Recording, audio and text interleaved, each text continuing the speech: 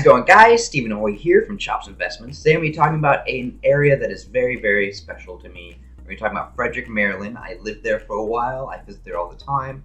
I think it's wonderful. I think it's beautiful. Ignore the shirt, the Michael Scott shirt. It was the one closest to me before I started recording, so you know how that goes. What's the European cut? So yeah, let's get into this. Let's open up some neighborhoods and see what we can do. So the first place we're going to be talking about is Lake Linganore, which is a beautiful area. The crime rate is super, super low, which is fantastic. I was getting around $300,000 to $900,000 per property, which isn't too bad for the area. There wasn't a lot to do around the area that I could see. There wasn't a lot of dining, nightlife was kind of scarce, which isn't too bad, but is quite a drive to the next town. There wasn't a lot of stock, which is an issue for me because, you know, the more stock, the more deals, right? But if you're good at striking up deals, you can definitely make it work for you.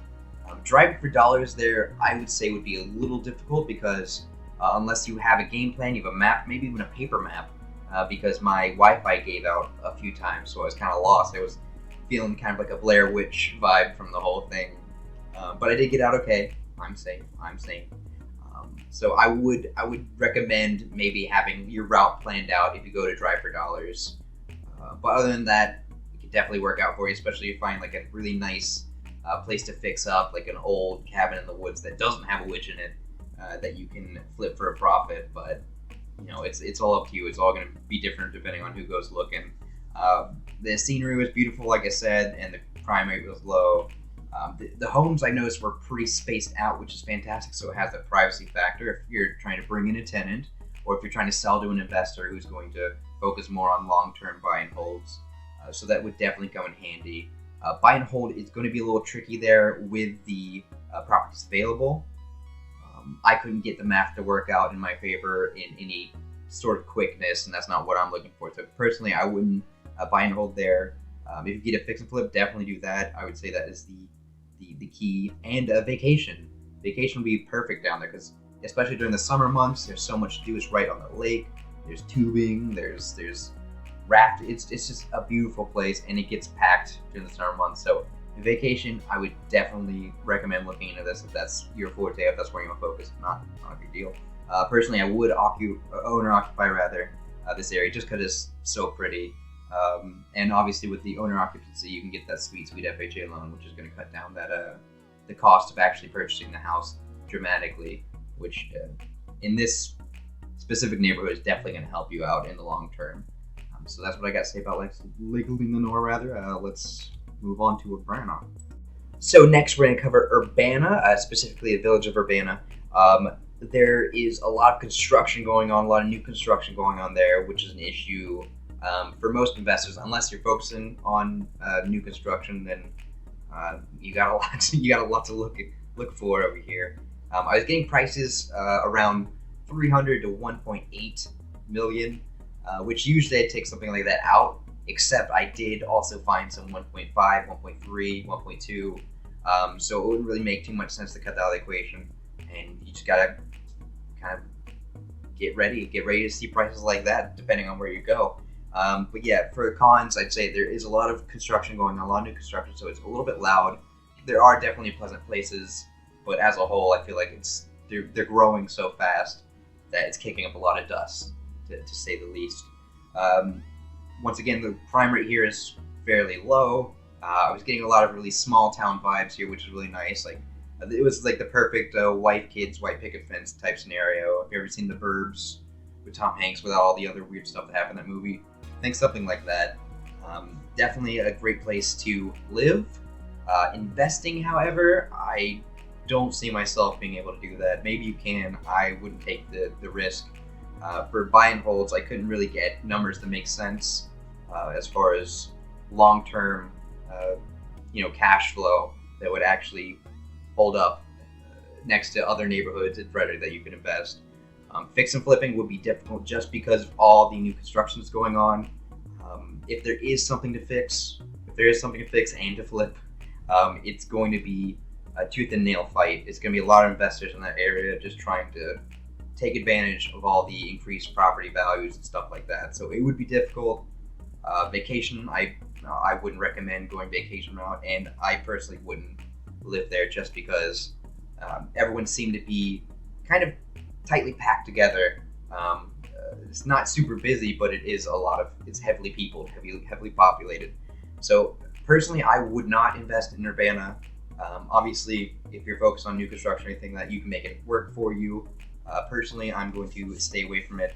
Though it was fun to drive around, and it's going to be nice in a few years. Nice enough that I might look into it, but as for right now, I'm gonna steer clear. Next, we're going to be talking about Ballinger Creek, which is a great little spot. I was getting between $200,000, $350,000, $400,000 per property, which is wonderful. There's a lot of new construction in this place as well, which will be an issue, and there's a lot of land stock, but not a lot of properties for sale, which is another issue. But with how many houses that are in this neighborhood, the ability to find an off-market deal is really, really nice. So if you do mailers, or if you have like a marketing strategy that you use, and you want to shift it into this neighborhood, I feel like it's a really good way to find some deals that a lot of other people are going to miss, or that are even not being discussed. So definitely drive around, definitely look for houses that need repair, or just houses that look nice to you that you just want to contact them or be like, hey, so how much would you part with it for? And because most of them are around 200, 350, it's not going to hurt you too much, especially if you're doing owner occupancy. There's a lot of things to do here. The nightlife is great. There's a lot of restaurants. There's a lot of bars around, which is fantastic. Honestly, I can't find too many strategies that won't work here. Definitely won't work here. Besides vacation, I would probably not give that a shot. Maybe you can Airbnb here, but I wouldn't hold my breath on that. Buy and hold, definite. A fantastic place to buy and hold, especially with the price point being where it is. Fix and flips, like I said, driving dollars, absolutely. I would definitely drive around there and see if I can increase value of any kind of house or property around there.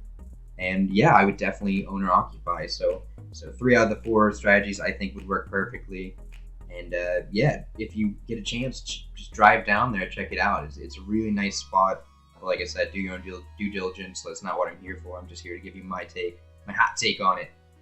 But yeah, that's what I gotta say. Ballinger Creek. Yeah, check it out for sure. Okay, so this next spot I actually wasn't going to do a part on, but I had to. I feel like I'd be doing a disservice to Frederick if I didn't talk about downtown Frederick, most specifically North Market and East Patrick area.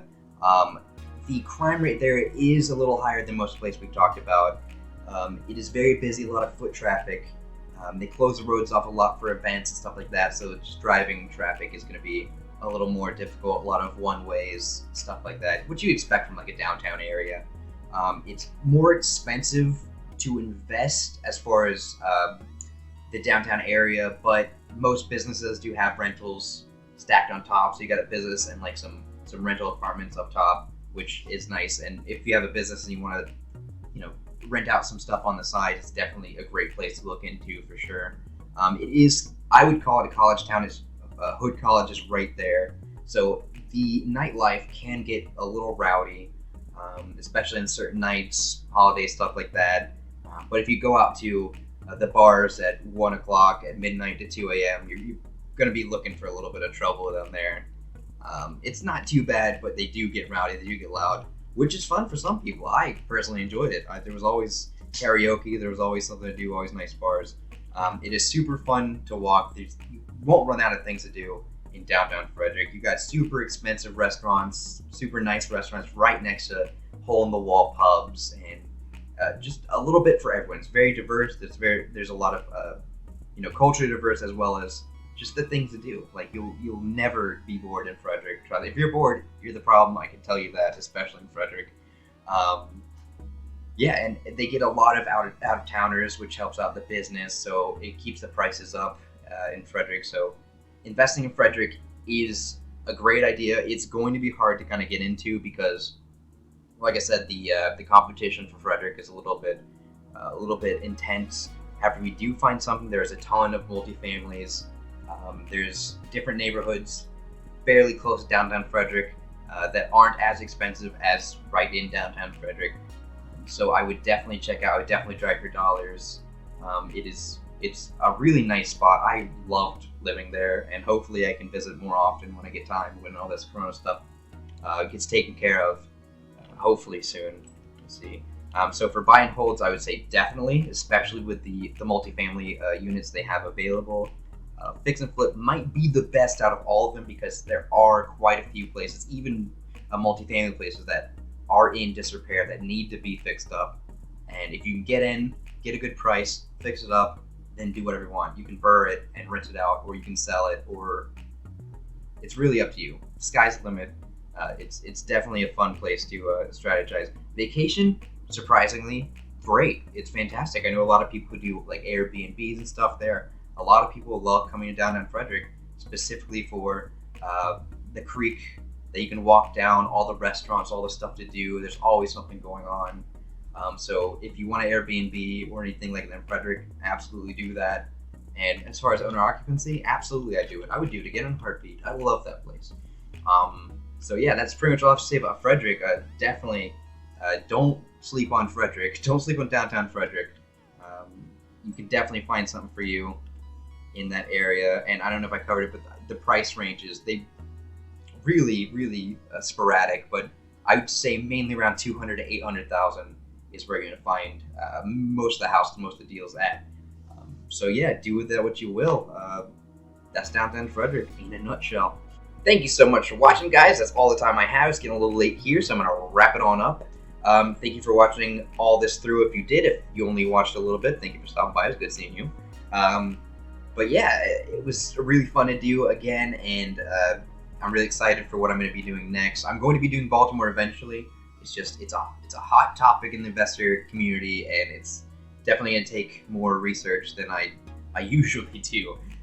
So I'm going to make sure I'm getting it done right, for sure. But yeah, always keep in mind financial independence is absolutely possible for anyone who has that what, why, the wherewithal, and most importantly, as long as you have the chops. Bingo in the